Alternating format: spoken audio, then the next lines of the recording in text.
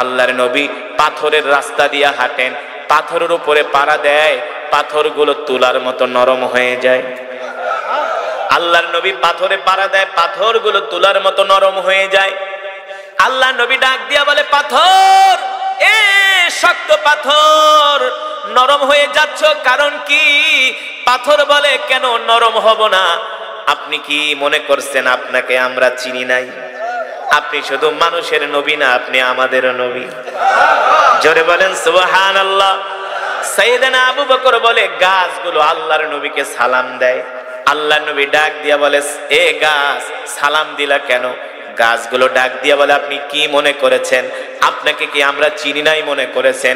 আপনি শুধু মানুষের নবী না, আপনি আমাদেরও নবী। আল্লাহর নবীর শাহাদাতের আঙ্গুলের ইশারায় আকাশের চাঁদ দ্বিখণ্ডিত হয়ে যায়, ঠিক কিনা বলেন? সাআতিশ শাজারু নাতাকাল হাজারু শাক্কাল কমারু বিইশারাতিহি। আল্লাহু আকবার। যেই নবীর হাতের আঙ্গুলের ইশারায় চাঁদ দ্বিখণ্ডিত হয়ে যায়, যেই নবীকে পাথর সালাম দেয়, যেই নবীকে গাছ সালাম দেয়, যেই নবীকে বনের হরিণ পর্যন্ত সালাম দেয়, আমরা সেই নবীর উম্মত, ঠিক কিনা বলেন? খুশি নাকি বেজা? বলি আলহামদুলিল্লাহ। এবার সাইয়েদনা আবু বকর বলে, আল্লাহর নবী ক্লান্ত হয়ে গেলেন। এবার আমি নবীজিকে বললাম, নবীজি আমাকে একটু খেদমত করার সুযোগ দেন। আল্লাহর নবী ডাক দেয়া বলে, আবু বকর, কি খেদমত করার সুযোগ দিব? আপনি তো আমার চেয়ে বয়সে বড়। বলে, না না না, আপনি আমার চেয়ে, আমি আপনার চেয়ে বয়সে বড় না, আপনার কিছুদিন আগে আমি দুনিয়াতে আসছি। সুবহানাল্লাহ। কত আদব, আদবের সাথে সাইয়েদনা আবু বকর বলে, নবীজি আপনি যদি আমাকে একটু অনুমতি দেন, আমি আপনাকে একটু কোলে তুলে নিব। এবার সাইয়েদনা আবু বকর আল্লাহ রসুলকে তার কোলে তুলে নিলেন। এবার সাইয়েদনা আবু বকর বলে, আমি পাথরের রাস্তা দিয়ে হাঁটি, পাথরগুলো নরম হয়ে যায়। অনেক দূর যাওয়ার পরে আল্লাহর নবী বলে, আবু বকর এবার আমাকে কোল থেকে নামায় দেন। এবার সাইয়েদনা আবু বকর আল্লাহর নবীকে কোল থেকে নামায় দিলেন। সাইয়েদনা আবু বকর বলে, এবার আমি পাথরে পাড়া দিই, পাথর নরম হয় না। আমার আর বুঝতে বাকি রইল না, এতক্ষণ আল্লাহর নবী আমার কোলে থাকার কারণে তার বরকতে শক্ত পাথর নরম হয়ে গেছে। কারণ আমি তো আর নবী না, আমার জন্য পাথর নরম হয় না, ঠিক কিনা বলে? সাইয়েদনা আবু বকর বলে, এখানেই শেষ নয়। আল্লাহর নবী আমাকে বললেন, আবু বকর আনা জাইউন জিদ্দান। আবু বকর, ক্ষুধা লেগেছে, ক্লান্ত হয়ে গেছি, পরিশ্রান্ত হয়ে গেছি, আপনার কাছে কোনো খাবার দাবার আছে কিনা? সাইয়েদনা আবু বকর বলে, গো আল্লাহর নবী, খাবার দাবার যা ছিল সব শেষ হয়ে গেছে, একটু পানি থাকলে দেন। পানিও শেষ হয়ে গেছে। যখন আল্লাহর নবী কথা বললেন, সাইয়েদনা আবু বকর এত কষ্ট পাইলেন। আল্লাহর নবীর ক্ষুধা লেগেছে, পানির পিপাসা লেগেছে, খাবারও নাই, পানিও নাই, কোথা থেকে পাবে? মরুভূমির মধ্যে খাবার পানি। সাইয়েদনা আবু বকর চিন্তায় পড়ে গেলেন, হায় রে, কলিজার টুকরা নবীর মুখে একটু পানি দিতে পারবো না, একটু খাবার তুলে দিতে পারবো না, এর চেয়ে কষ্ট আমার কাছে আর কিছু হতে পারে না। আল্লাহর নবী ডাক দিয়া বলে, আবু বকর দেখেন তো এই মরুভূমির মধ্যে কোনো বাড়ি ঘর দেখা যায় কিনা? সাইয়েদনা আবু বকর আশেপাশে তাকায়, মাশরিক ইলাল মাগরিব, পূর্ব দিকে তাকায়, পশ্চিম দিকে তাকায়, উত্তর দিকে তাকায়, দক্ষিণ দিকে তাকায়, শত শত কিলোমিটার মরুভূমি, ঠিক কিনা বলে? এখনো মক্কা থেকে মদিনায় যে যান 550 কিলোমিটার রাস্তা, এখনো তো মক্কা থেকে মদিনার পুরা রাস্তার মধ্যে তেমন কোনো বাড়িঘর নাই, আছে মাঝখানে হোটেল না, তাও কি 100-200 কিলোমিটার পরের একটা হোটেল, গাড়িও নাই, অন্ধকার রাস্তা। এটা তো এখনকার কথা, আধুনিক মক্কা। সেই 1450 বছর আগে কি অবস্থা ছিল চিন্তা করেন। তখন তো 550 কিলোমিটার হবে না, তখন তো হবে 1500 কিলোমিটার রাস্তা। ওই সময় তো পাহাড়ি আঁকা বাঁকা পথ পার হয়ে যেতে হয়েছে, ঠিক কিনা বলেন? মরুভূমির পথ। সাইয়েদনা আবু বকর বলে, আল্লাহর নবী বললেন যে মরুভূমির মধ্যে কোনো বাড়িঘর দেখা যায় কিনা দেখেন, একটু বিশ্রাম নিব, ওই বাড়িতে যে আমরা বিশ্রাম নিব, মেহমান হব আমরা, তাদের কাছে কিছু খাবার দাবার চাইবো, দেখি পানি ঠানি আছে কিনা। আবু বকর চিন্তায় পড়ে গেলেন, কিরে আল্লাহর নবী বলল বাড়িঘর, বাড়িঘর কোথা থেকে আসবে? সাইয়েদনা আবু বকর বলে, যেহেতু আল্লাহর নবীর বরকতি জবান দিয়া বলেছে, নিশ্চয়ই আল্লাহ কোনো ব্যবস্থা করবে। আরো জোরে কোন সুবহানাল্লাহ। সাইয়েদনা আবু বকর বলে, মাত্র 10 কদম দিয়া সামনে আগাইছি। কয় কদম? দেখি আমার চোখের সামনে একটা মরুভূমির মধ্যে একটা ঘর দেখা যায়। সুবহানাল্লাহ বলেন। আমি এত আনন্দিত হলাম, এত খুশি হয়ে গেলাম, আল্লাহ নবীকে ডাক দিয়ে বললাম, ওগো নবী, উনজুর ইলাল আমাম, একটু সামনের দিকে তাকান। ওই যে তাকায় দেখেন একটা মরুভূমির মধ্যে ঘর দেখা যায়। সাইয়েদনা আবু বকর এত সন্তুষ্ট হলেন ঘর পেয়ে, কিন্তু ঘরের দূরত্ব তো অনেক। আল্লাহ নবী বলে, আবু বকর, বুঝছি আপনি ক্লান্ত হয়ে গেছেন, আমার হাত ধরেন। সাইয়েদনা আবু বকর বলে, আমি আল্লাহ নবীর হাত ধরলাম, আমার কাছে মনে হলো চোখের পলকে বাড়ির সামনে চলে আসলাম। এবার আমরা বাড়ির সামনে আসলাম, আসার পরে দেখি ছোট্ট একটা কুঠুরি, একটা ভাঙ্গা ঘর, ভিতর থেকে ঘরের দরজা লাগানো। আল্লাহ নবী ডাক দিয়া বলে, আবু বকর যান, ঘরের দরজায় যায় নক করেন। সাইয়েদনা আবু বকর ঘরের দরজার সামনে যায় বলে, সালাম দিয়া বললেন, আসসালামু আলাইকুম ওয়া রাহমাতুল্লাহ, ইয়া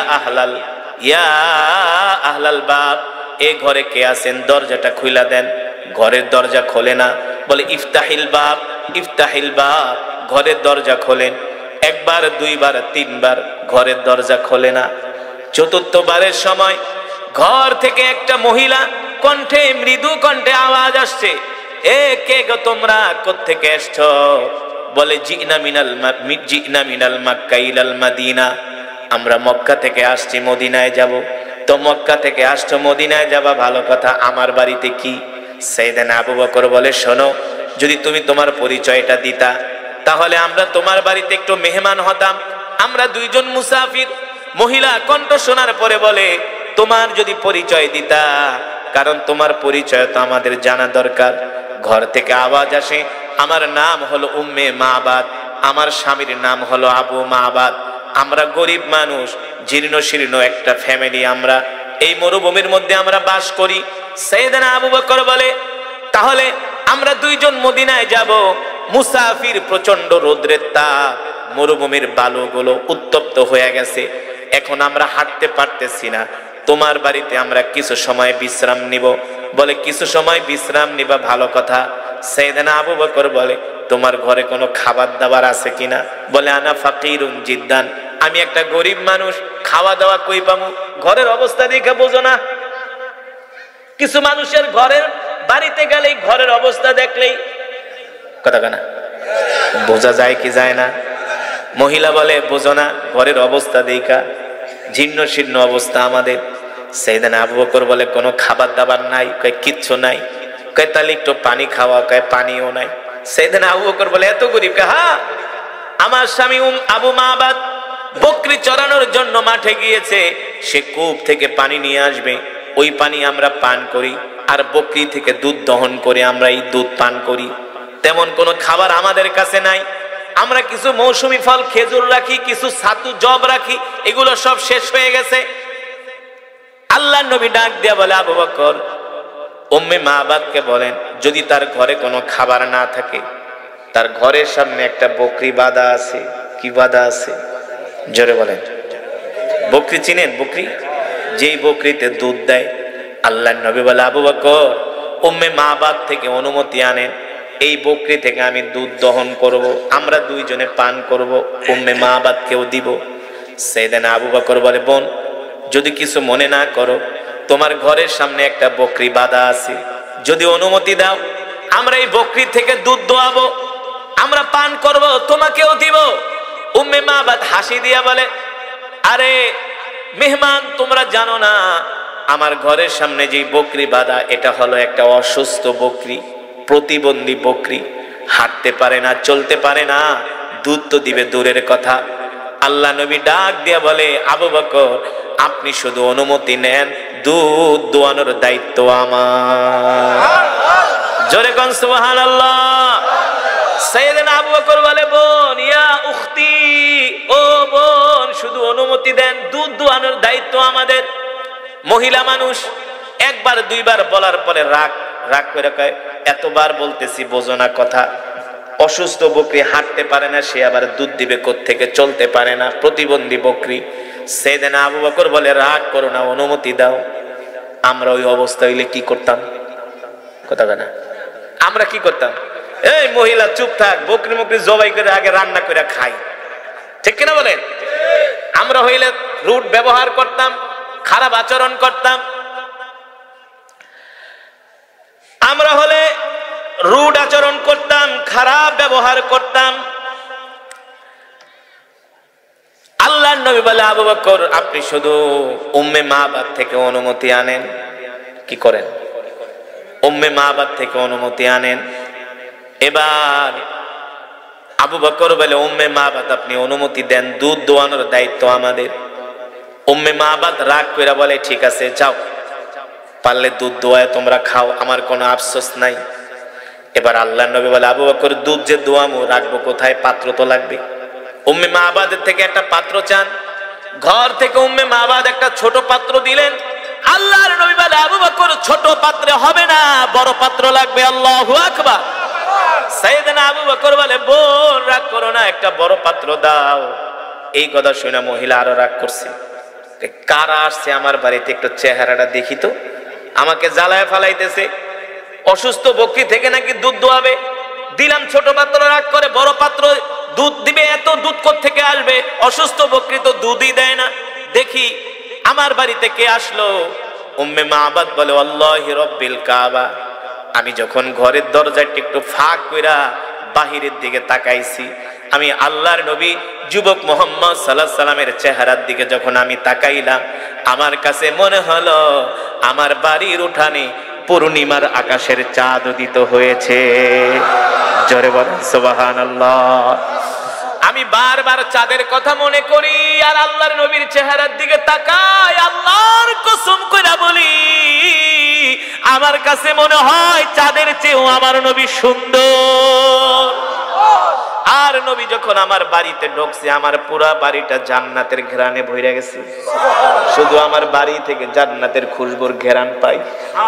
সুবহানাল্লাহ। উম্মে মাবাদ বলে, আমি যুবক মুহাম্মদ সাল্লাল্লাহু আলাইহি সাল্লামের চেহারার দিকে তাকায় রইছি, এত সুন্দর চেহারার মানুষ আমি আজ পর্যন্ত কোনোদিন দেখি নাই। উম্মে মাবাদ বলে, তার চুলগুলো এত সুন্দর, তার চোখগুলো এত সুন্দর, তার কণ্ঠটা এত সুন্দর, যতই দেখি ততই দেখতে মন চায়। আল্লাহু আকবার। জোরে বলেন আল্লাহু আকবার। এই কারণেই তো আম্মা জান আয়েশা রাদিয়াল্লাহু তাআলা আনহা বলেন, পয়গম্বর ইউসুফ আলাইহিস সালামকে দেখে মিশরের রমণীরা আপেল কাটতে যায়, আঙ্গুল কেটে ফেলেছে, ঠিক কিনা বলেন? জুলাইখার বান্ধবীরা পত্র লিখছে, জুলাইখা রে, তুই একজন বাদশার স্ত্রী হয়ে একটা গোলামের প্রেমে পাগল হয়ে গেছিস। জুলাইখা কয়, দূর থেকে বদনাম করো না, কুৎসা রটো না, যেই যুবকের প্রেমে পাগল হইছে একবার আইসা দেখা যাও। জুলাইখার বান্ধবীরা রাজপ্রাসাদে আসছে, জুলাইখা মেহমানদারি করানোর জন্য আপেল দিয়েছে আর ছুরি দিয়েছে, আপেল কেটে কেটে খাও। পয়গম্বর ইউসুফ সামনে দিয়া যাচ্ছে, একবার শুধু জুলাইখার বান্ধবীরা পয়গম্বর ইউসুফ আলাইহিস সালামের চেহারার দিকে তাকায় রইছে, নজর ফিরাইতে পারে না। ওই দিকে আঙ্গুল কাটতে কাটতে রক্ত কাইটা রক্ত বের হতেছে। আল্লাহু আকবার। আপেল কাটতে কাটতে আঙ্গুল কেটে ফেলেছে, রক্ত বের হইতেছে। জুলাইখা ডাক দিয়ে বলে, বান্ধবীরা ব্যাপার কি, ব্যাপার কি? দিলাম আপেল কাটতে, আঙ্গুল কাটো কেন? জুলাইখার বান্ধবীরা কয়, জুলাইখা রে, কি দেখলাম, মানুষ নাকি ফেরেশতা? এত সুন্দর চেহারা হয় নাকি? আল্লাহু আকবার। আম্মা জান আয়েশা রাদিয়াল্লাহু তাআলা আনহা বলেন, আমার স্বামী মুহাম্মদ সাল্লাল্লাহু আলাইহি সাল্লামকে যদি মিশরের রমণীরা দেখতো, জুলাইখার বান্ধবীরা দেখতো, শুধু আঙ্গুল কাটতো না, তাদের কলিজা কাইটা ফালাইতো, আল্লাহর নবীর চেহারা থেকে নজর ফিরাতে পারতো না, ঠিক কিনা বলে? আমার নবী ছিলেন এত সুন্দর, আমার নবী ছিলেন এত সুন্দর। আল্লাহ তাআলা পৃথিবীর সব সৌন্দর্য আমার নবীকে দান করেছেন, ঠিক কিনা বলেন? ও মুসলমান, আল্লাহর বান্দারা, এবার আল্লাহর নবীকে উম্মে মাবাদ ঘর থেকে একটা বড় পাত্র দিলেন। পাত্র দিয়ে কয়, আল্লাহর নবীর চেহারা দেখা পাগল হয়ে গেছে। উম্মে মাবাদ বুঝতে পারছে তিনি দুনিয়ার কোন সাধারণ মানুষ না, ঠিক কিনা বলে? এবার মনে মনে কয়, শুধু দুধ দোয়াই বেকা, পারলে এবার বকরি খায়া ফেলা, কোনো আফসোস নাই। আল্লাহর নবী এবার বালতি নিয়ে বকরির কাছে গেছে। বকরির সামনে যাওয়ার সাথে সাথে অসুস্থ বকরিটা আল্লাহ নবীকে দেখার সাথে সাথে সুস্থ হয়ে গেছে। এবার আল্লাহ নবীকে সালাম দেয়, আসসালামু আলাইকা ইয়া রাসূলুল্লাহ, আসসালামু আলাইকা ইয়া রাহমাতাল লিল আলামিন। আল্লাহ নবী ডাক দিয়া বলে, বকরি সালাম দিলা কারণ কি? কয় সালাম কেন দিব না? আপনি কি মনে করছেন আপনাকে চিনি নাই?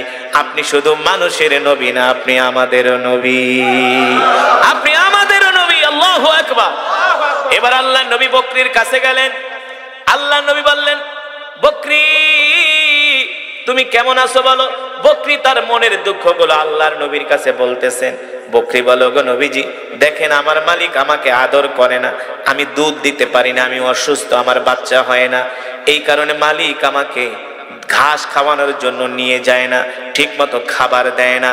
আল্লাহ নবী বলে, তুমি আমাকে দেখা সুস্থ হয়ে গেছো, আর কোনোদিন আল্লাহ তোমাকে অসুস্থ বানাবে না। আল্লাহু আকবার। এবার আল্লাহ নবী বলে, বকরি তুমি যদি অনুমতি দাও তোমার থেকে আমরা একটু দুধ পান করব।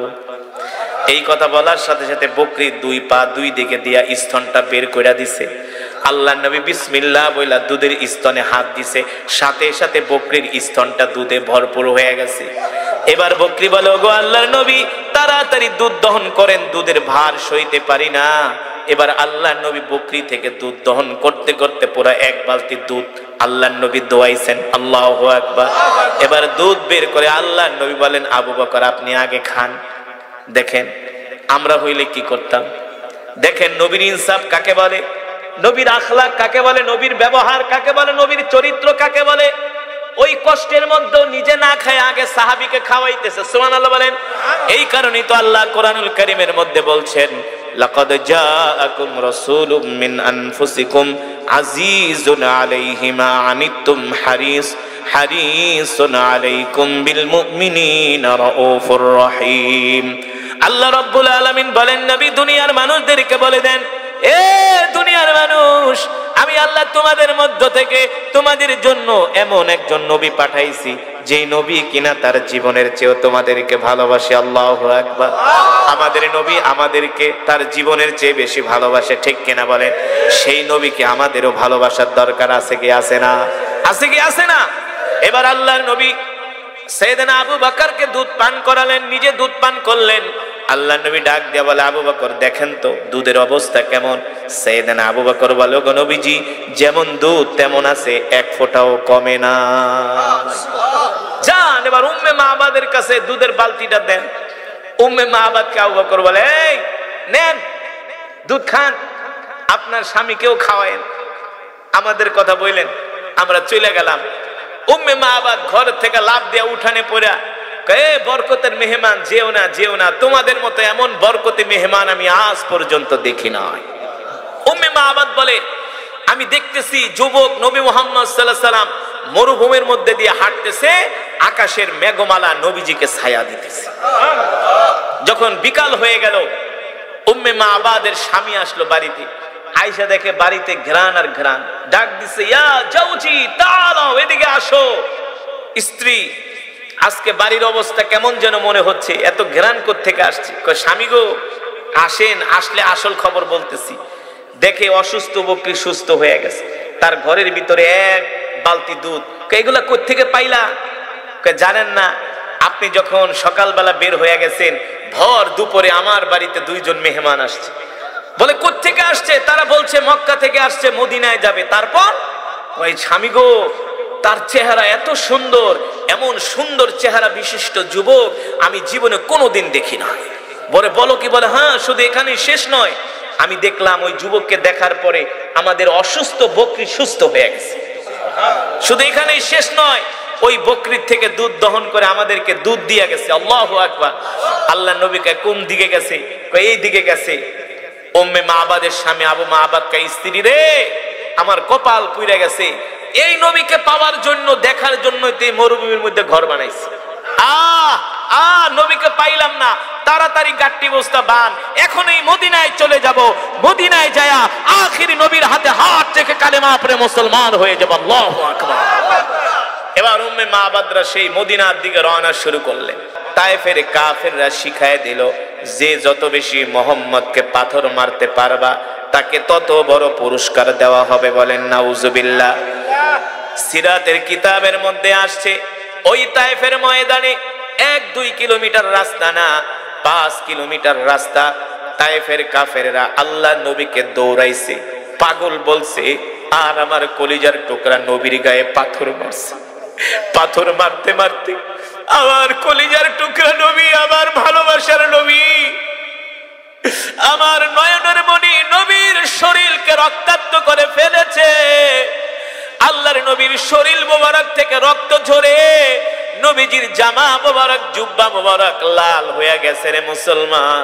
শুধু এখানেই শেষ না রে দোস্ত, একজন কপাল পোড়া কাফের, জাহান্নামী কাফের একটা পাথর এনে আল্লাহর নবীর পায়ের ভিতরে মাইরা বলে, মোহাম্মদ, এই পা দিয়া তুমি মক্কা থেকে আসছো আমাদেরকে দাওয়াত দেওয়ার জন্য, তুমি যাতে আর মক্কায় ফিরে যেতে না পারো, তোমার পা আমি ভেঙে দিব। এই কথা বলে আল্লাহর নবীর পা মুবারকের উপরে একটা পাথর ধরে মারছে। আল্লাহর নবী দাঁড়ানো ছিল, দাঁড়ানো থেকে আল্লাহর নবী পাথরের আঘাত খায়া জমিনের মধ্যে পড়ে গেছে। আল্লাহর নবী ডাক দিয়া বলে, তাআলাউ ইয়া যায়েদ, এ যায়েদ আমাকে ধরো, খুদিয়াদি, যায়েদ আমার হাত ধরো। মক্কার তায়েফের কাফেররা আমাকে এত জোরে পাথর মারলো, আমার পাটা ক্ষত বিক্ষত হয়ে গেছে।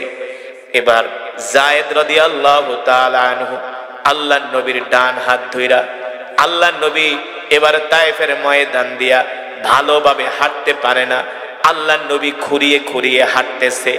আল্লাহর নবীর শরীর থেকে তায়েফের ময়দানে রক্ত পড়তেছে। আসমানের মালিক, জমিনের মালিক, আরশের মালিক জিবরাইলকে ডাক দিয়া বলে, জিবরাইল তাড়াতাড়ি করে তায়েফের ময়দানে যাও, আমার হাবিবের রক্ত ঝরিয়েছে তায়েফের কাফেরেরা। আমি আল্লাহ আমার হাবিবের রক্ত দেখতে পারি না, আমি আল্লাহ আমার হাবিবের চোখের পানি সইতে পারি না। আমার হাবিবকে যে জিজ্ঞেস করো, আমার হাবিব যদি চায় আমি আল্লাহ এই মুহূর্তে গজব দিয়া তায়েফবাসীদেরকে ধ্বংস করে দিব। ঠিক কিনা বলেন? জিবরাইল এসে বলে, ওগো নবীজি, শুধু আপনার বলার অপেক্ষায় আছি, নির্দেশের অপেক্ষায় আছি, শুধু নির্দেশ দেন, চোখের পলকে তায়েফের কাফেরদেরকে পাথর দিয়া চাপা দিয়া আল্লাহ তাআলা বংশশ্রদ্ধা নির্মূল করে দিবে।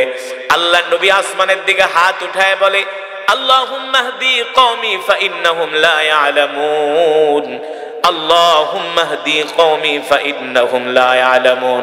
আসমানের মালিক, জমিনের মালিক, আরশের মালিক আল্লাহ, একচ্ছত্র ক্ষমতার মালিক আল্লাহ মালিক। আজকে যদি আপনি তায়েফবাসীদেরকে ধ্বংস করে দেন, তারা কালেমা পড়ে মুসলমান হয় নাই, হতে পারে তাদের প্রজন্মরা কালেমা পড়ে মুসলমান হবে। ঠিক কিনা বলেন? ওরা আমার গায়ে পাথর মেরেছে, আমাকে রক্তাক্ত করেছে, আমি নবী তাদের জন্য দোয়া করলাম, আল্লাহ আপনি তাদেরকে ধ্বংস করবেন না, ধ্বংসের পরিবর্তে তাদেরকে হেদায়েত দিয়ে দেন। আল্লাহু আকবার। আল্লাহ নবী বলে, যায়েদ আমাকে একটু কোন জায়গায় নিয়ে বসাও, আমি একটু বিশ্রাম করব, শরীরের যন্ত্রণা আমি আর সইতে পারি না, পানির পিপাসায় আমার কলিজা ফেটে যাচ্ছে। আল্লাহ নবী 3 দিন পর্যন্ত কিছু খায় নাই, বুক ভরা আশা নিয়ে এসেছিলেন তায়েফের ময়দানে। আপনাদের এলাকায় আমি ওয়াজ করতে আসছি, আমি যদি 3 দিন পর্যন্ত কিছু না খাই, আসার পরে যদি আপনারা আমাকে মারধর করেন, আমাকে যদি গালাগালি করেন, আমার অবস্থা কেমন হবে বলেন? এবার চিন্তা করেন, কলিজার টুকরা নবী কত কষ্ট করছে, কলিজার টুকরা নবী কত কষ্ট করেছে। 3 দিন পর্যন্ত কলিজার টুকরা নবী কিছু খায় না, বুক ভরা আশা নিয়ে আসছিলেন তায়েফের ময়দানে। আল্লাহর নবী বলে, যায়েদ আমাকে নিয়ে কোনো একটা জায়গায় বসাও, আমি একটু বিশ্রাম নিব। যায়েদ রাদিয়াল্লাহু তাআলা আনহু বলে, আমি আল্লাহর নবীর হাত মুবারক ধরে আল্লাহর নবীকে একটা বাগানের পাশে নিয়ে বসাইলাম। সেই বাগানটা ছিল হাদিকাতুল ইনাব, সেই বাগানটা ছিল আঙ্গুরের বাগান। হাদিকাতুল ইনাব, সেই বাগানটা ছিল আঙ্গুরের বাগান। আমি নবীজিকে যখন বাগানের পাশে বসাইলাম, আল্লাহ নবী বাগানের পাশে বসে রইলেন, বিশ্রাম করতেছেন। ওই বাগানের মালিক হলেন আল্লাহ নবীর আরেক দুশমন, তার নাম হলো উতবা। নাম কি? ওর বাড়ি হলো মক্কায়। তায়েফে তার আঙ্গুরের বাগান। তিনি দূর থেকে দেখতেছেন আল্লাহর নবীকে পাথর মেরে কাফেররা, তায়েফের কাফেররা রক্তাক্ত করে ফেলেছেন। উতবা তার গোলাম মালিকে ডাক দিয়া বলে, গোলাম এদিকে আয়। ওই যে সুন্দর যুবকটাকে দেখতেছস, এই যুবকটাকে আমি চিনি, সে হলো আমাদের ভাতিজা। সে মক্কার অধিবাসী, খুব ভালো মানুষ। যদিও সে নিজেকে নবী দাবি করে, আমরা তাকে নবী মানি না। তার মতো চরিত্রবান ভালো মানুষ, আখলাকওয়ালা মানুষ মক্কার জমিনে একজনও নাই। আহারে বেচারা মক্কা থেকে আসছে তায়েফে দাওয়াত দিতে, তায়েফের মানুষগুলা দাওয়াত গ্রহণ করে নাই। আমরাও কোনোদিন মুহাম্মাদের হাতে গায়ে হাত দেই নাই, কিন্তু তায়েফের কাফেরেরা ভাতিজা মুহাম্মদকে এমন ভাবে পাথর মেরে রক্তাক্ত করলো, আল্লাহর নবীর দুশমন উতবার মায়া লেগে গেল। কয় মুহাম্মদ তো আমাদেরই আত্মীয়, আমাদেরই ভাতিজা। আত্মীয়তার সম্পর্কের একটা দোল খেতে শুরু করলো। আরে আপনার যত বড় দুশমন হোক, যদি আপনার কোনো আত্মীয় বিদেশে যায়, কোনো দেশে যায় বিপদে পড়ে, আপনার মায়া লাগবে কি লাগবে না? আত্মীয়তার একটা টান আছে কি আছে না? উতবা বলে মুহাম্মদ আমাদের শত্রু হতে পারে, মুহাম্মদকে আমরা দুশমন মনে করতে পারি, কিন্তু সে তো আমাদের ভাতিজা। হায়রে এত ভালো মানুষটাকে তায়েফের কাফেররা এইভাবে রক্তাক্ত করলো। উতবা তার গোলাম মালিকে ডাক দিয়া বলে, মালিক যাও এক পেয়ালা আঙ্গুর নিয়ে ভাতিজা মুহাম্মদকে দিয়ে আসো। এক পেয়ালা আঙ্গুর এনে মালি আল্লাহর নবীর হাতে দিল। আল্লাহর নবী 3 দিন পর্যন্ত কিছু খায় না, পানির পিপাসায় আল্লাহর নবীর কলিজা শুকায় গেছে। এবার নবীজি আঙ্গুরের প্লেট নিয়ে একটা আঙ্গুর আল্লাহর নবী বিসমিল্লাহ বলে মুখে দিলেন, বিসমিল্লাহির রহমানির রহিম বলে মুখে দিলেন। উতবার গোলাম মালিক প্রশ্ন করলেন, মিন আইনা জিতা, এ আপনি কোত্থেকে আসছেন? বলে জিতু মিনাল মক্কা, আমি মক্কা থেকে আসছি। উতবার গোলাম মালিক বলে, আপনি কি যেন বললেন? বলে আমি বিসমিল্লাহ বলেছি। বলে আপনি যে শব্দটা বললেন, এই শব্দটা আমি আজ পর্যন্ত কোনো মানুষের মুখে শুনি নাই। সুবহানাল্লাহ। আরে শুনবে কোত্থেকে? সে তো নবী, ঠিক কিনা বলে? সে তো নবী। এবার আল্লাহর নবী ডাক দিয়া বলে, মালি তোমার বাড়ি কোথায়? আইনাল বিলাদ, বলে আমার বাড়ি হলো নিনাওয়া শহরে। আল্লাহর নবী ডাক দিয়া বলে, তোমার বাড়ি যদি নিনাওয়া শহরে হয়, ওই নিনাওয়া শহরে আমার একজন ভাই আছে। গোলাম মালি বলে, আপনার ভাইয়ের নাম কি? বলে আমার ভাই হলো নবী, তার নাম হলো ইউনুস বাত্তা আলাইহিস সালাম। গোলাম মালি বলে, আপনি ইউনুসকে কিভাবে চিনেন? বলে কেন চিনবো না, ইউনুসও নবী, আমিও নবী। আল্লাহু আকবার, জোরে বলেন আল্লাহু আকবার। এবার ওই উতবার গোলাম মালি আল্লাহর নবীর হাত ধরে একটা চুমা দিলেন, আর বললেন, তাহলে আপনি কি আখিরি পয়গম্বর মুহাম্মদ সাল্লাল্লাহু আলাইহি ওয়াসাল্লাম? আল্লাহর নবী বলে, আমি আখিরি পয়গম্বর, আমি শেষ নবী। আমার কথাই আল্লাহ কোরআনে বলছেন, মা কানা মুহাম্মাদুন আবা আহাদিম মির রিজালিকুম ওয়ালাকিন রাসূলুল্লাহি ওয়া খাতামান নাবিয়্যিন। আল্লাহু আকবার। আল্লাহ তাআলা আমার কথাই কোরআনে বলছেন, আমার পরে আর কোন নবীর আগমন পৃথিবীতে হবে না। এবার উতবার গোলাম মালি এই কথা শুনা আল্লাহর নবীর কপালে একটা চুমা দিছে। চুমা দিয়া বলে, ওগো নবীজি, আমি আপনাকে চিনতে পেরেছি, আপনি সত্য নবী, এর মধ্যে কোনো সন্দেহ নাই। আল্লাহু আকবার। আমি আমার ধর্মীয় কিতাব তাওরাতের মধ্যে পড়েছি, শেষ জামানায় একজন নবীর আবির্ভাব হবে, যার নাম হবে মুহাম্মদ ইবনে আব্দুল্লাহ। তিনি মক্কা থেকে তায়েফে আসবেন দ্বীনের দাওয়াত দিতে। ওগো নবীজি, আমি আপনাকে পাওয়ার জন্যই তো এই বাগানে গোলামি করতেছি। আল্লাহু আকবার। আপনি আমাকে আর দেরি করবেন না, এখনই কালেমা পড়ে মুসলমান বানায়া দেন। উতবার গোলাম মালিক কালেমা পড়ে মুসলমান হয়ে গেল। এবার উতবা দূর থেকে দেখতেছে তার গোলাম আল্লাহর নবীর সাথে কথা বলে, ডাক দিছে, তাআলাউ ইয়া শাবাব, এই যুবক এদিকে আয়। এত কথা বলস কেন এই যুবকের সাথে? বললে আপনার সমস্যা কি? কয় আরে বেটা, এই যুবক হলো একটা জাদুকর, সে মানুষকে মুহূর্তের মধ্যেই জাদু করে ফেলে। কয় কেন এই কথা বললেন? কয় আরে বেশি কথা বলিস না, বললে কিন্তু বিপদ আছে। এবার উতবার গোলাম মালি বলে, আপনি এই যুবককে এখন জাদুকর বলতেছেন, একটু আগেই তো আপনি তার প্রশংসা করলেন। সুবহানাল্লাহ। তার খাতায় সে ধরা খেয়ে গেছে, ঠিক কিনা বলেন? এবার উতবার গোলাম মালি বলে, সত্যি করে বলেন, আপনি কেন জাদুকর বললেন? একটু আগেই তো তার প্রশংসা করলেন। এবার উতবা বলে, শোন, ওই যুবকের কাছে যাবি না, ধারে কাছেও যাবি না, সে তোকে এমন ভাবে জাদু করবে, তোকে তার দলে নিয়ে নিবে। এবার উতবার গোলাম ডাক দিয়া বলে, উতবা শোনেন, আপনি আমার মনিব হতে পারেন, মালিক হতে পারেন, আপনার কাছে আমি সত্যটা বইলা দেই, আপনি যেই যুবককে আপনি জাদুকর বলতেছেন, পাগল বলতেছেন, আসলে সে জাদুকর নয়, পাগল নয়, সে হলো আখেরি নবী মুহাম্মদ সাল্লাল্লাহু আলাইহি সাল্লাম। আল্লাহু আকবার। আমি তার হাতে হাত রেখে কালেমা পড়ে মুসলমান হয়ে গেছি। আল্লাহু আকবার। উতবা বলে, বেটা করলি কি? আমরা তো এই যুবককে চিনি, তার হাতে হাত রেখে কালেমা পড়ে আমি তো মুসলমান হই নাই, তুই মুসলমান হইয়া গেলি। উতবা বলে, শোনেন, আমি আমার ধর্মীয় কিতাবের মধ্যে পড়েছি, শেষ জামানায় একজন নবীর আবির্ভাব হবে, যার নাম হবে মুহাম্মদ ইবনে আব্দুল্লাহ। আমি তাকে দেখার পরে তার যেই চরিত্র দেখেছি, তার যেই আখলাক দেখেছি, আমার তাওরাতের কিতাবের সাথে হুবহু মিলে গিয়েছে। আল্লাহু আকবার। এবার আল্লাহর নবী তায়েফ থেকে আবার মক্কায় চলে আসলেন। এবার মক্কার মানুষদেরকে দ্বীনের দাওয়াত দেন। মক্কার কাফেররা আরো নির্যাতন শুরু করে দিল, আল্লাহ নবীর উপরে অত্যাচার শুরু করে দিল। আল্লাহ তাআলা ডাক দিয়া বললেন, হাবিব, এবার আপনি মক্কা থেকে হিজরত করে মদিনায় চলে যাবেন। আপনি আর মক্কায় থাকবেন না। মক্কায় থাকা আপনার জন্য নিরাপদ নয়, মক্কায় থাকা আপনার জন্য নিরাপদ নয়। ওগো নবী, আপনি মক্কা থেকে মদিনায় চলে যান। আল্লাহর নবীকে যখন আল্লাহ তাআলা এই নির্দেশ দিলেন, আল্লাহ নবী কষ্ট পাইলেন। আল্লাহ তাআলা ডাক দিয়া বলে, হাবিব, আমি জানি আপনি কষ্ট পেয়েছেন, আপনি কষ্ট পাবেন না। আপনি হিজরত করে মক্কা থেকে মদিনায় যাবেন, এমন একটা সময় আসবে, আমি আল্লাহ আপনাকে মক্কার প্রেসিডেন্ট বানায়া মক্কায় ফিরাইয়া আনবো। আমার নবী মক্কার প্রেসিডেন্ট ছিলেন কি ছিলেন না? জোরে বলেন, ছিলেন কি ছিলেন না? এবার আল্লাহ তাআলা নির্দেশ দিলেন, হাবিব, আপনি হিজরত করে মক্কা থেকে মদিনায় চলে যান। সাইয়েদনা আবু বকর সহ আল্লাহর নবী মক্কা থেকে মদিনার দিকে রওনা শুরু করলেন। সাথে ছিলেন সাইয়েদনা আবু বকর। খাবার দাবার যা ছিল প্রতিমধ্যে খাবার দাবার শেষ হয়ে গেল।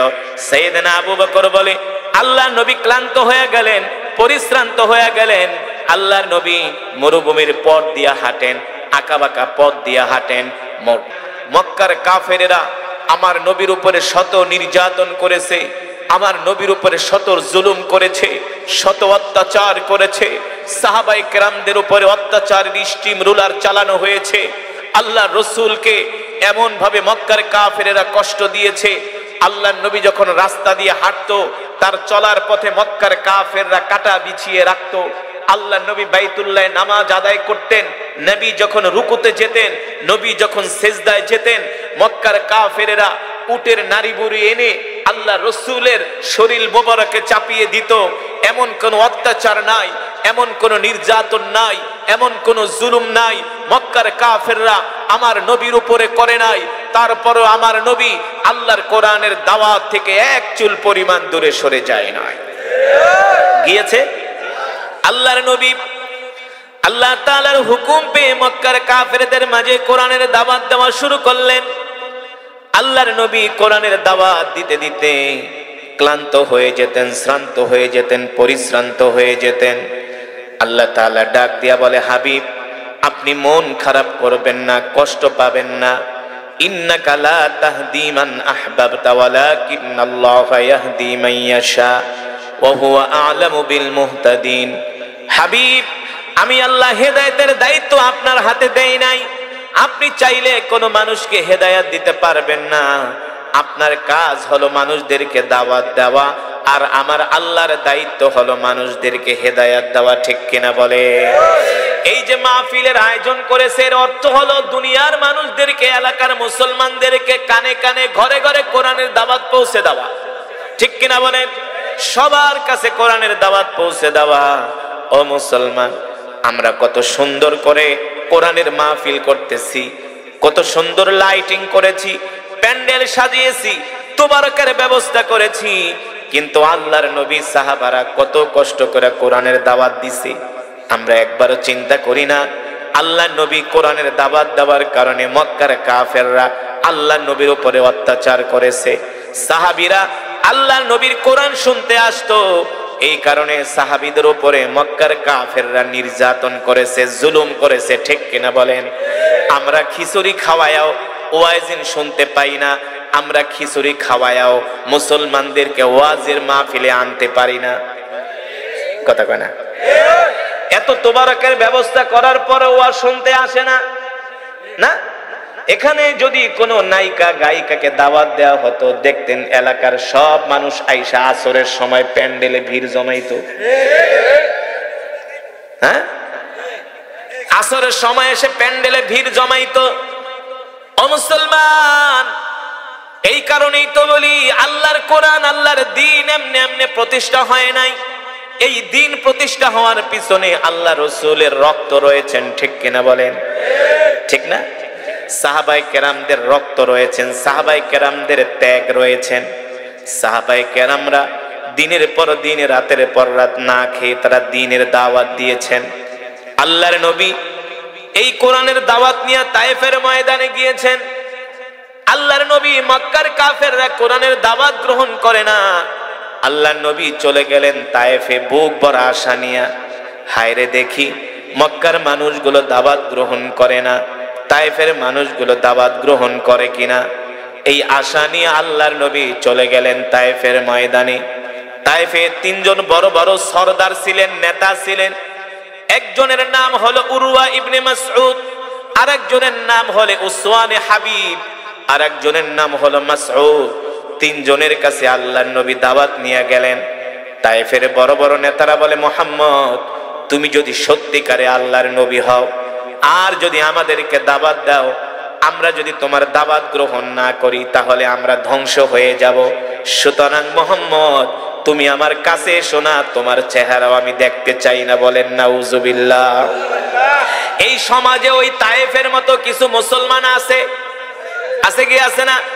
দেখবেন দাওয়াত ও তাবলীগের ভাইরা যখন দ্বীনের দাওয়াত দিতে আসে, হুজুরদেরকে দেখলে বাথরুমে পালায় থাকে। হ্যাঁ, হুজুরদেরকে দেখলে অন্য রাস্তা দিয়া যায়, ঘরে যায় ঘরের দরজা লাগায় পালায়। স্ত্রীরকে আমার কথা বলিস না। হ্যাঁ, কথা কেনা? এই কিসিমের লোক সমাজে আছে কি আছে না? মক্কার তায়েফের কাফেররা বলতো, এ মুহাম্মদ তুমি যদি সত্যিকারে নবী হও, যদি তুমি দাওয়াত দাও আর যদি দাওয়াত গ্রহণ না করি, নিশ্চিত আমরা ধ্বংস হয়ে যাব। ঠিক কিনা বলেন? সুতরাং তুমি আমাদের সামনে এসো না, তোমার চেহারাও দেখতে চাই না। বলেন নাউজুবিল্লাহ।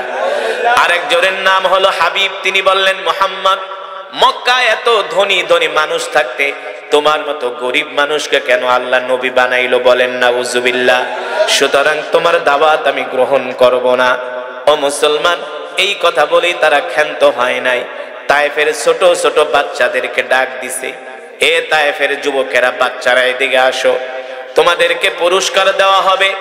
এই যে লোকটা মক্কা থেকে আসছে, এই লোকটা হলো হুয়া মাজনুন, সে একটা পাগল। বলেন নাউজুবিল্লাহ।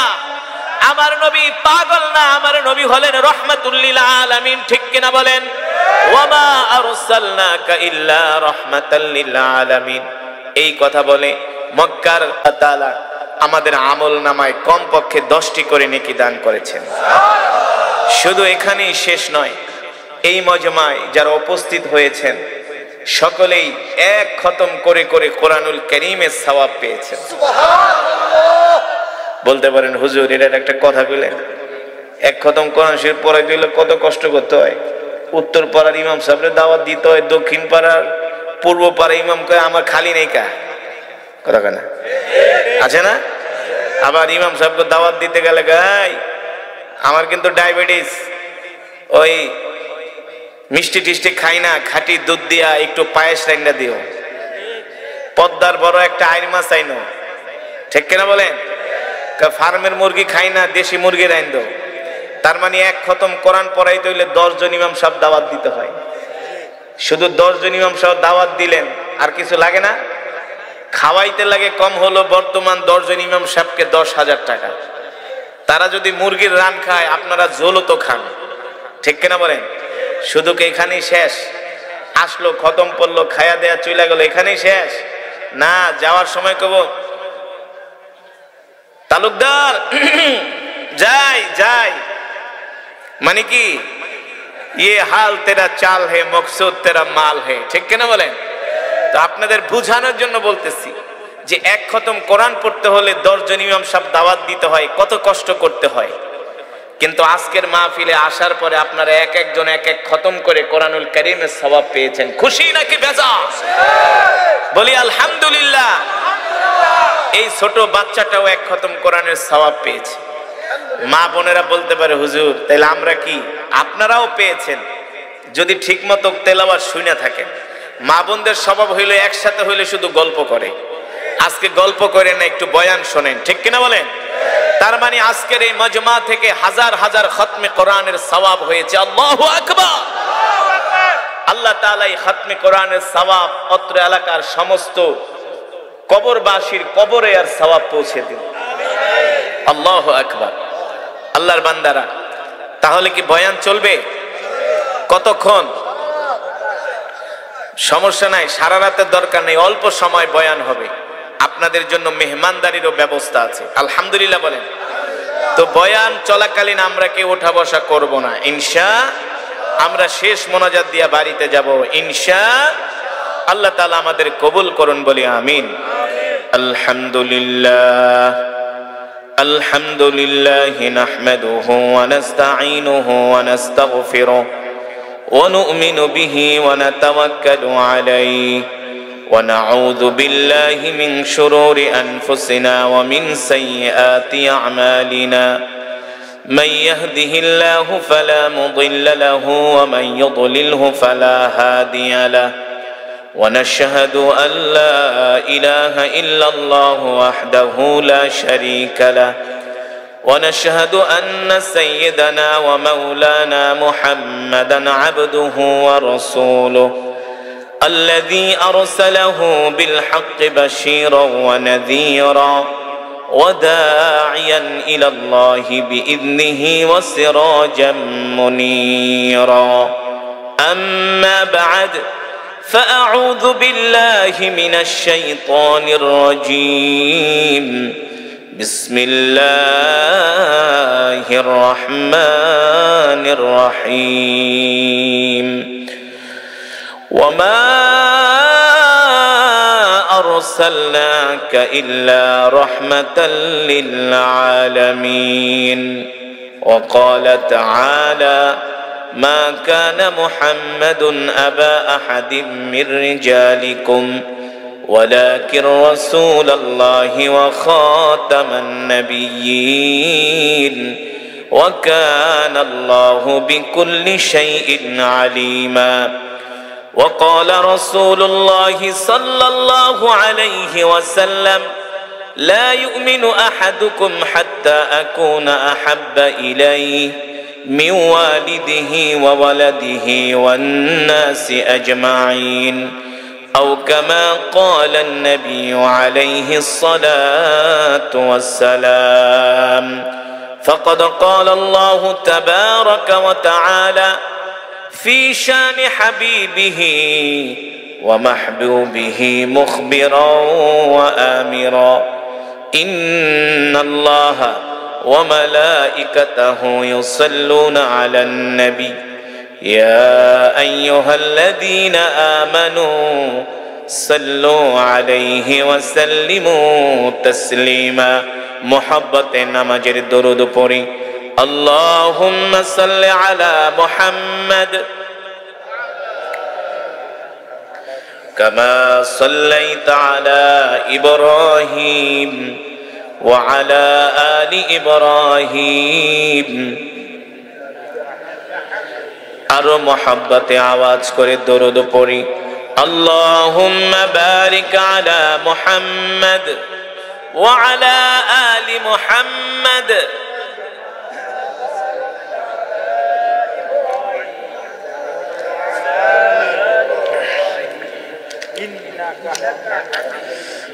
আপনাদের কি দুরূদ শরীফ পড়তে কষ্ট হয়?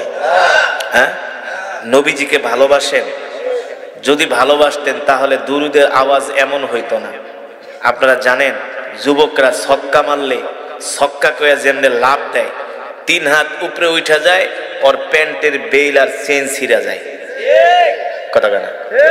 তো ওরা যদি ফুটবল খেলা দেখে এত জোরে ছক্কা বলতে পারে, তাহলে আমরা নবীর শানে দুরুদ কেন এর চেয়ে আওয়াজ দিয়ে পড়তে পারবো না? ঠিক কিনা বলেন? যদি নবীজির ভালোবাসা দিলের মধ্যে থাকতো, দুরুদটা আরো মজা করে আওয়াজ করে পড়তেন। দুরুদের এত ফজিলত, আল্লাহ রাসূল বলেন, মান সাল্লা আলাইয়া ওয়াহিদান সাল্লাল্লাহু আলাইহি ওয়াসাল্লাম আশারা। আল্লাহ রাসূল বলেন, কেউ যদি আমার প্রতি একবার দুরুদ পড়ে, আল্লাহ তাআলা তার উপরে 10 বার রহমত নাজিল করে, সাথে সাথে আল্লাহ তাআলা তার 10টা গুনাহ মাফ করে দেয়। ঠিক কিনা বলেন?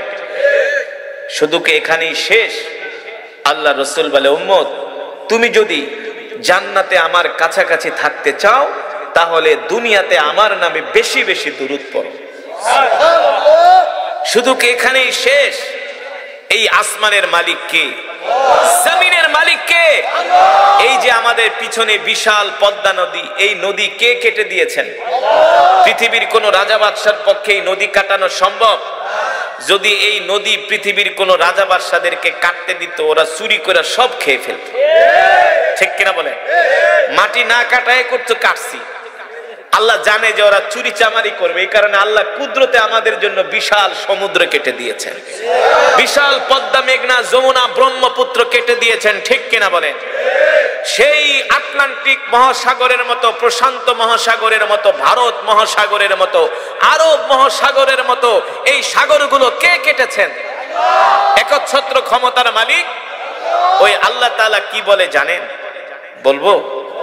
আল্লাহ তাআলা বলে, হাবিব, আপনার নামে দুরূদ শুধু আপনার উম্মতই পড়ে না, আপনার নামে দুরূদ শুধু ফেরেশতারাই পড়ে না, ইন্নাল্লাহা ওয়া মালাইকাতাহু ইউসাল্লুনা আলান নবী, স্বয়ং আমি আল্লাহ আপনার নামে দুরূদ পড়ি।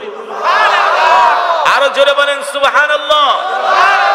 যেই আসমানের মালিক, জমিনের মালিক, বিশাল সাম্রাজ্যের মালিক, একচ্ছত্র ক্ষমতার মালিক, যিনি রাজাধিরাজ, যেই রব ডাক দেয়া বলে, হাবিব, আপনার নামে দুরূদ শুধু ফেরেশতারাই পড়ে না, আপনার উম্মতই পড়ে না, আমি স্বয়ং আল্লাহ আপনার নামে দুরূদ পড়ি। তাই আমরা সেই নবীর উম্মত। আপনারাই বলেন, দুরূদের আওয়াজ হইছে? আরো জোরে হওয়ার দরকার ছিল কি ছিল না? হৃদয় উজাড় করে পড়েন, বালাগাল আউলা বিকামালিহি হাসনাত জামিউ খিসালিহি। আরবের বুকে মক্কা নগরীতে যেথায় মা আমিনার ঘর, খোদার করুণায় কাউসার হয়ে রহমত ঝরেছে বারংবার। বালাগাল আউলা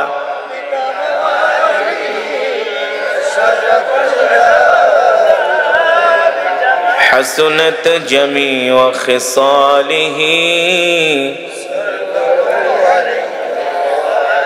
আসুন মৃত্যুর কথা স্মরণ করে আল্লাহর প্রেমে পাগল হই, আমরা কিছুক্ষণ সময় জিকির করি। আমাদের জিকিরের আওয়াজ শুনে আশেপাশের মানুষগুলো বলবে, এখানে কিছু আল্লাহর পাগলেরা বসে আছে। ঠিক কিনা বলে? আমরা কার পাগল? আরো জোরে বলি, মুসলমান, আমরা কার পাগল? আমরা দুনিয়ার পাগল হতে চাই না, সম্পদের পাগল হতে চাই না, নারীর পাগল হতে চাই না, বাড়ির পাগল হতে চাই না, ক্ষমতার পাগল হতে চাই না, আমরা আল্লাহর পাগল হতে চাই। দুনিয়ার মানুষ আমাদের পাগল বলে, বলুক, তাতে আমাদের কিছু যায় আসে না। ঠিক কিনা বলে? আসুন সেই মাওলার প্রেমের জিকির করি, লা ইলাহা ইল্লাল্লাহ, লা ইলাহা ইল্লাল্লাহ, লা ইলাহা ইল্লাল্লাহ, লা ইলাহা ইল্লাল্লাহ, লা ইলাহা ইল্লাল্লাহ, লা ইলাহা লা ইলাহা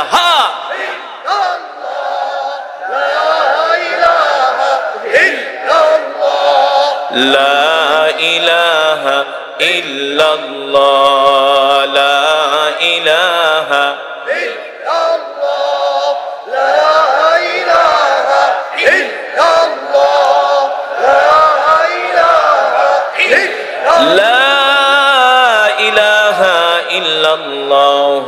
মুহাম্মাদুর রাসূলুল্লাহ। মুহাব্বতের সাথে পড়ি সাল্লাল্লাহু।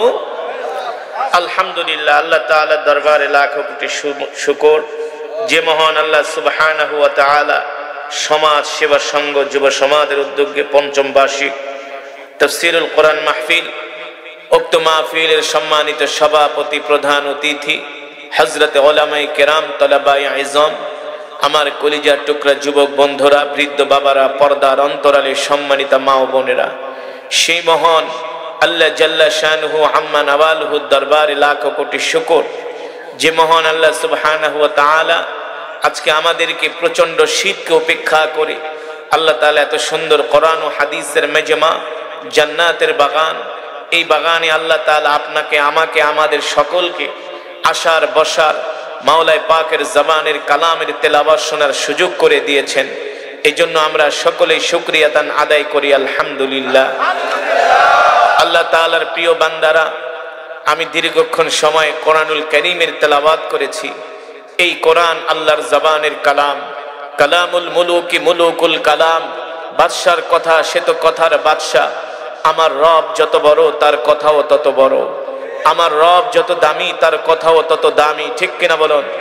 এই কারণে আল্লাহ তাআলা বিশ্ব নবীর উপরে কোরআন নাজিল করেছেন, আর কোরআন নাজিল করে আল্লাহ তাআলা কোরআনে ঘোষণা করেছেন, মুসলমান সেই আখিরি নবীর উম্মত আমরা, যেই নবীর হাতে থাকবে জান্নাতের চাবি, যেই নবীর অনুমতি ছাড়া জান্নাতের তালা খোলা হবে না, যেই নবীর সুপারিশ ছাড়া কেউ জান্নাতে যেতে পারবে না, ঠিক কিনা বলেন?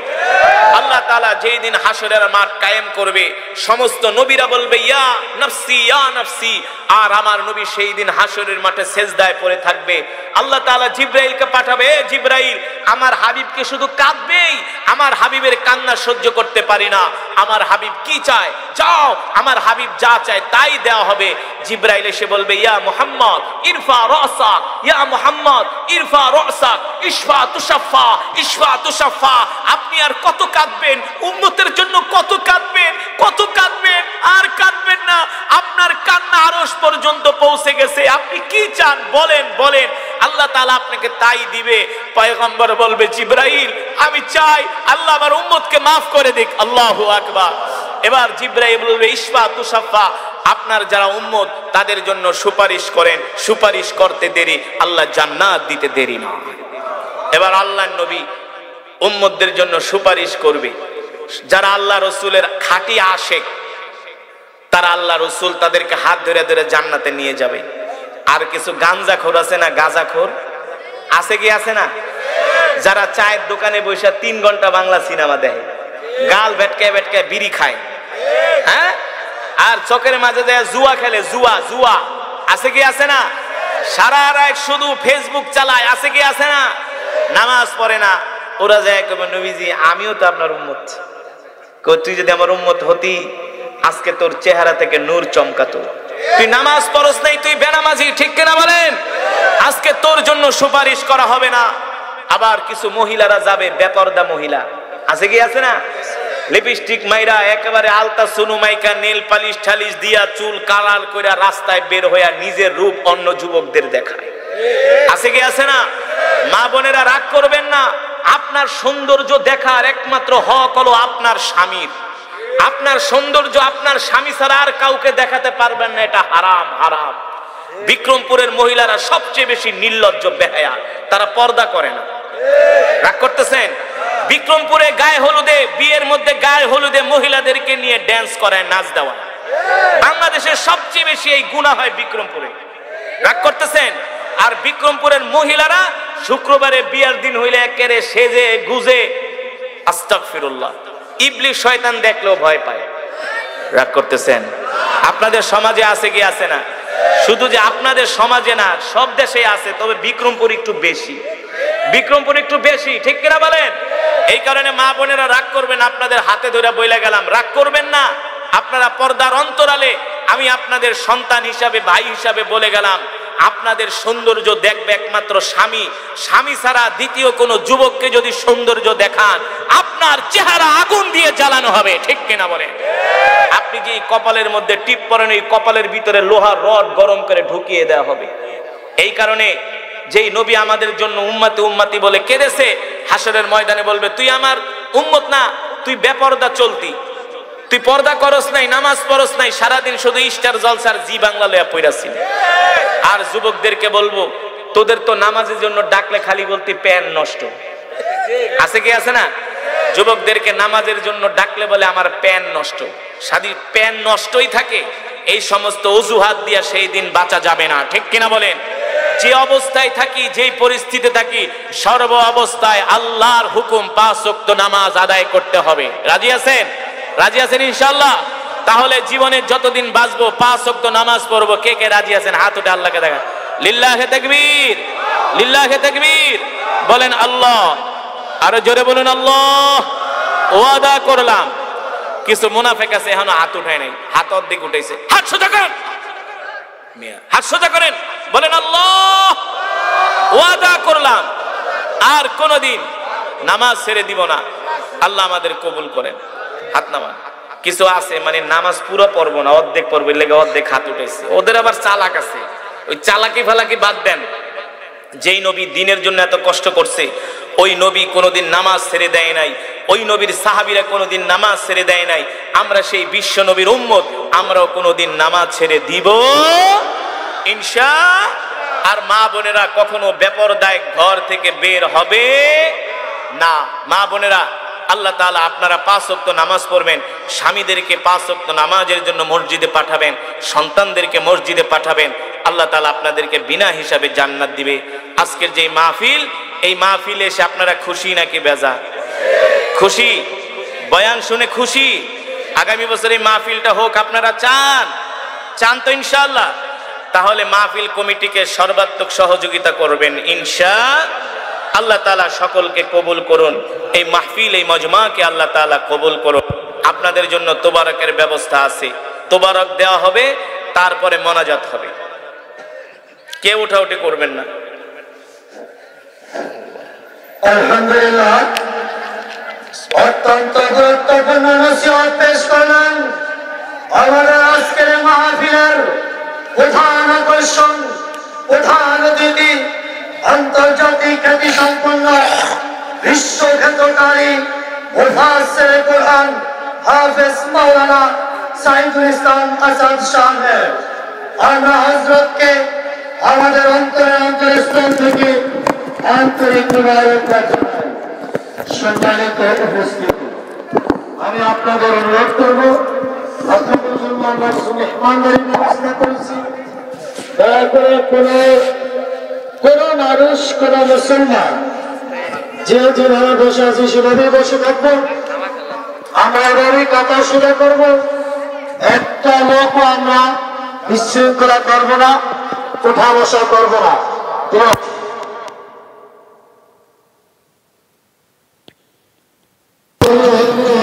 যে আমাদের অত্র এলাকার যুব